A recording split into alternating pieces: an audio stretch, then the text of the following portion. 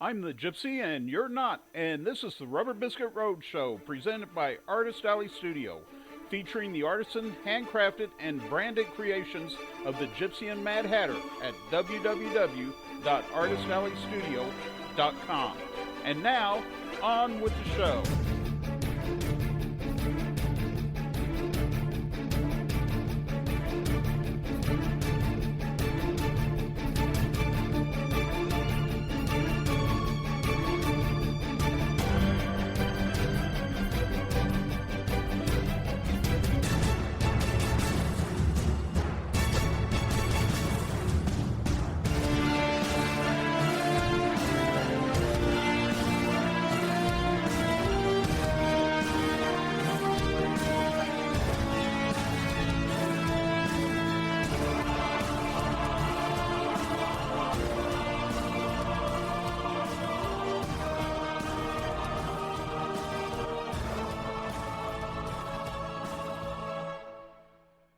Welcome to episode 4 of the Rubber Biscuit Road Show. I am your host, the Gypsy.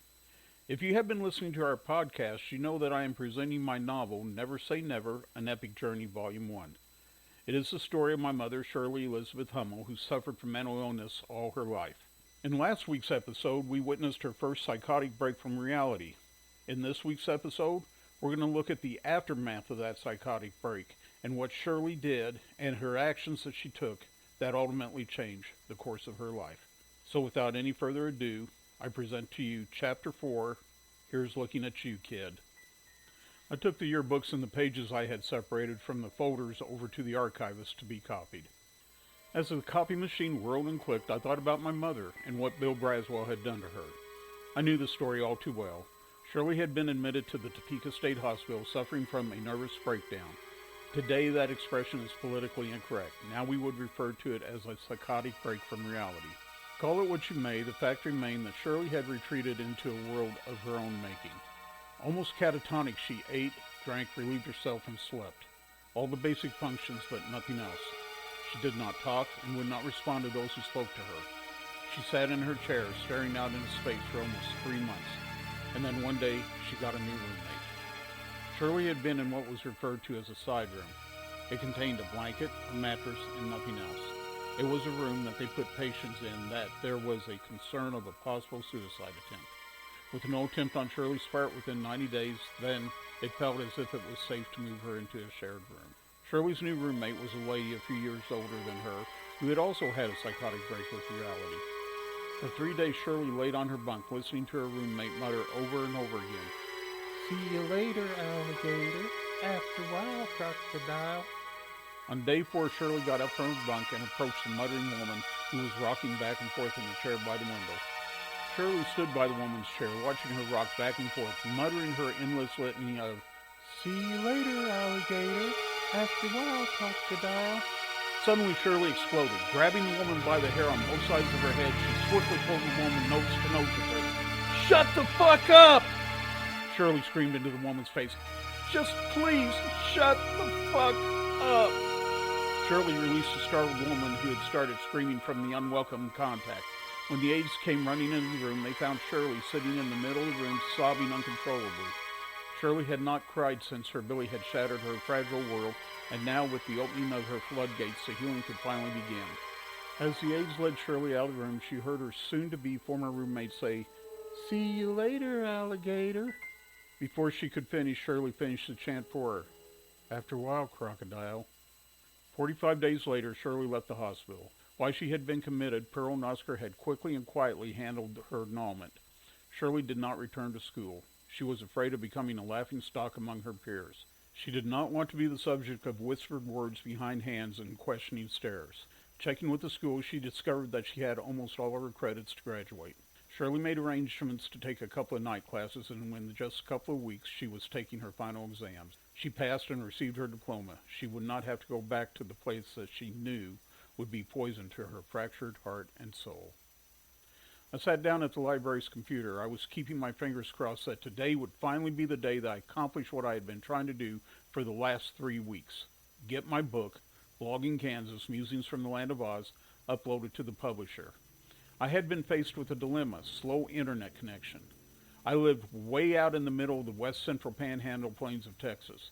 In order for me to have an internet connection, I had to use a satellite system. Dial-up is probably quicker than our connection was and more reliable. In short, the upload speed was slower than a snail on ice and could not get my book uploaded to the publisher. After my third failed attempt at uploading the book, my wife Debbie suggested I go over to the Clyde, Texas Library and upload it as they had a faster internet connection. I took her advice and spent every weekday afternoon at the Clyde Library for the 2 weeks before I had set out on my journey, and still could not get the file uploaded. The internet connection was faster, but not fast enough. Now you may say to yourself, what can be so hard? It's just a simple file upload, right? Wrong. The problem was that it was a very large file due to the photographs the book contains. The other problem was that anytime I uploaded the file, the automated system converted the Word file to PDF for review. The converted file would always need reformatting and a re-upload of the reformatted file. Though the Clyde Library's internet connection was far faster than my home connection, the fact remained that it still wasn't fast enough. It would take 45 minutes to upload the file, 10 minutes to review, 5 minutes to reformat a section, and then another 45 minutes to upload again for review. The process was taking way too long, and I was getting frustrated as I sat down at the Topeka Library's computer. I had a silent prayer that it was faster than the Clyde Library's computer. I signed into the publisher's website, inserted my thumb drive, and set the file to upload, then sat back in the chair to wait. Shirley sat back in the chair to wait on her dad. Oscar was retired and no longer worked full-time, but he would go into the office once or twice a week and take the overflow patients just for something to do. The office receptionist told Shirley that her dad was in the middle of a tooth extraction when she entered the office. Shirley smiled and told the receptionist she would wait. As Shirley sat down, she caught a sideways glance levied at her by the receptionist. Oscar finished with his patient and followed her out of the exam room, leaning on his cane. He was hurting. Shirley could tell, and it worried her. A few years back, her dad had accidentally stepped on her kitten as he descended the back stairway. Oscar fell and broke his back. The injury, coupled with his clubfoot and the lasting effects of his radiation poisoning, made it hard for him to get around, and at times, like today, caused him a great deal of pain. Beth, for that was what Oscar called his little girl. What are you doing here? It always made Shirley happy inside when her daddy called her Beth. Her middle name was Elizabeth, and Oscar was the only one in the entire world who called her Beth. She was very much a daddy's girl, and when her daddy said Beth, it made her feel special and loved. Shirley ignored his question and asked her own. Daddy, why do you keep working? Shouldn't you completely retire? Beth, you know that if I stop, I would die. Oscar was a man of few words and would cut to the chase in any conversation. His bluntness made Shirley shrink inside. She could not imagine a world without her daddy in it. You didn't answer my question. What are you doing here? I just thought I'd ride home with you today, Shirley said with a lot of sugar dripping from her mouth.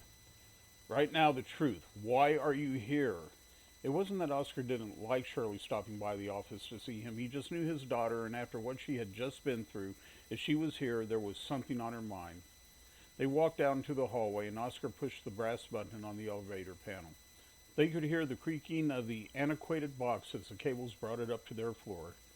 The two elevators that served the upper floors of the Mills building were beyond outdated, especially when you compared them with the sleek new green models in Pelletier's main store, which took up the first 4 floors of the marble and glass of this impressive structure at the corner of 9th and Kansas Avenue. As the box stopped on their floor, they could see the elevator operator slide back the gate inside and then pull the big brass door back out of the way.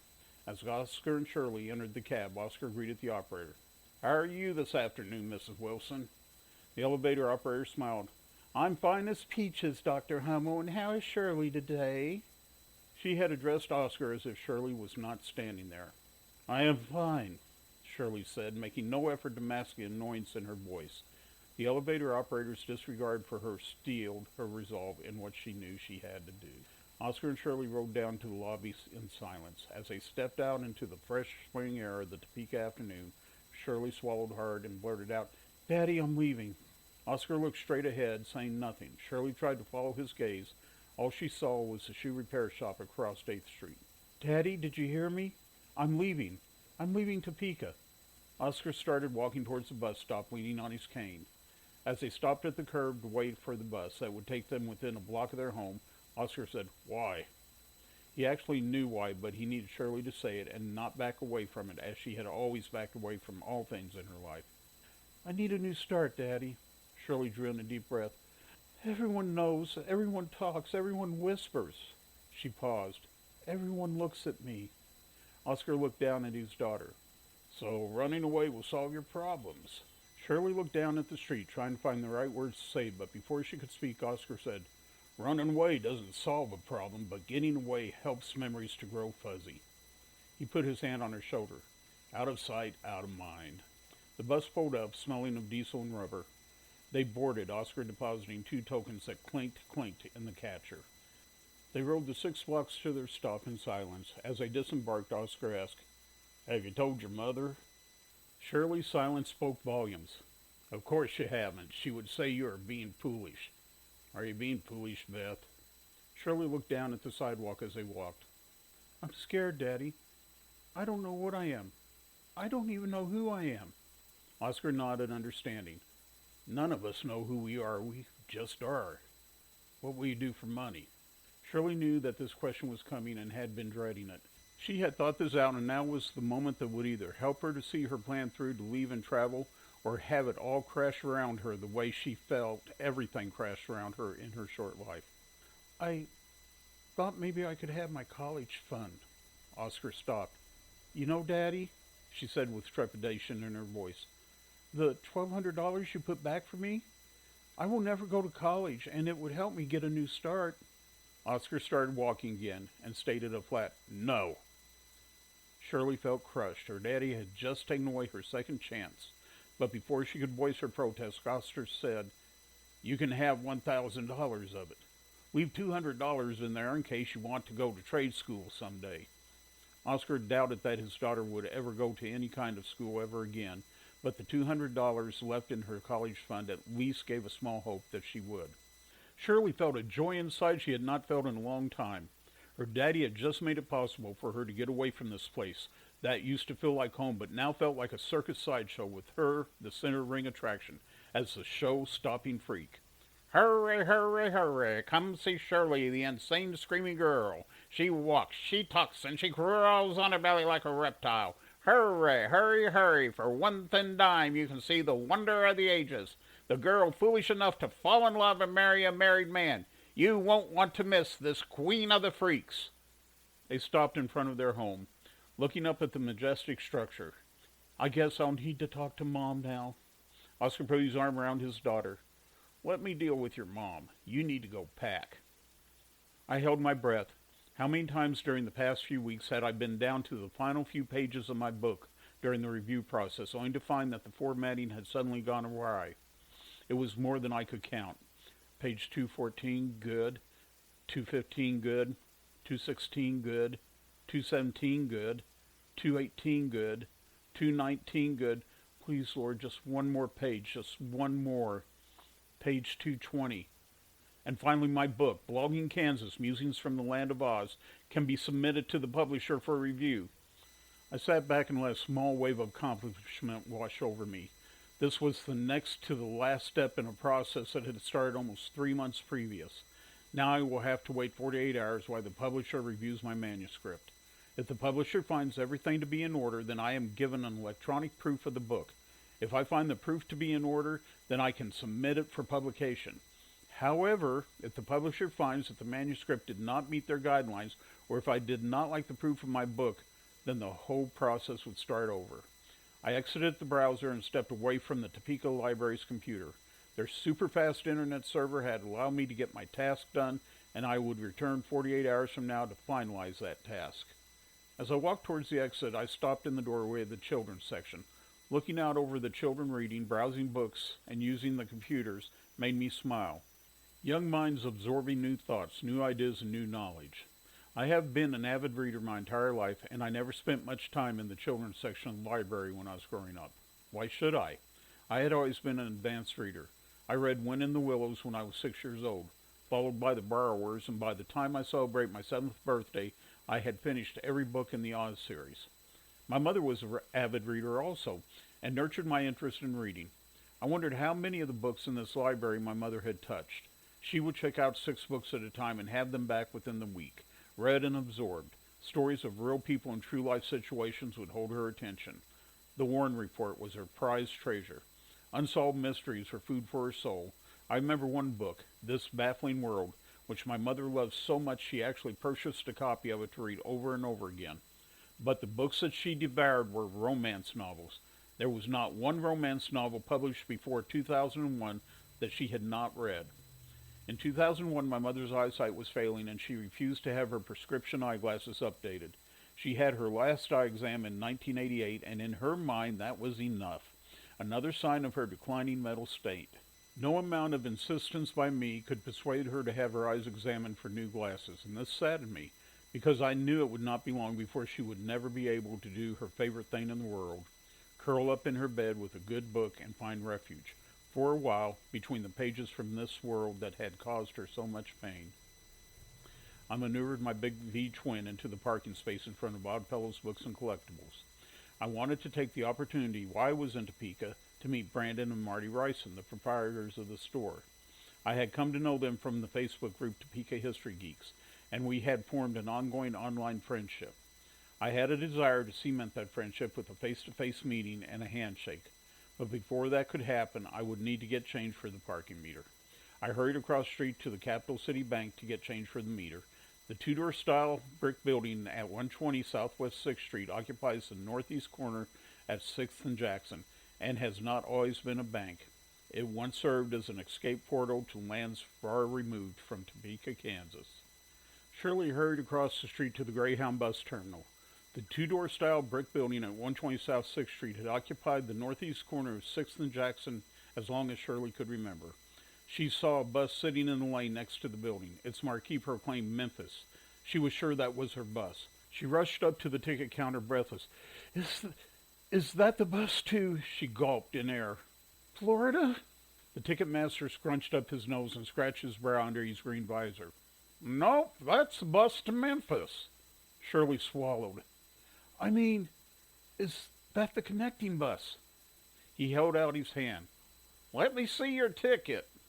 Shirley had purchased her ticket the week before when her dad had withdrawn the $1,000 from her college fund.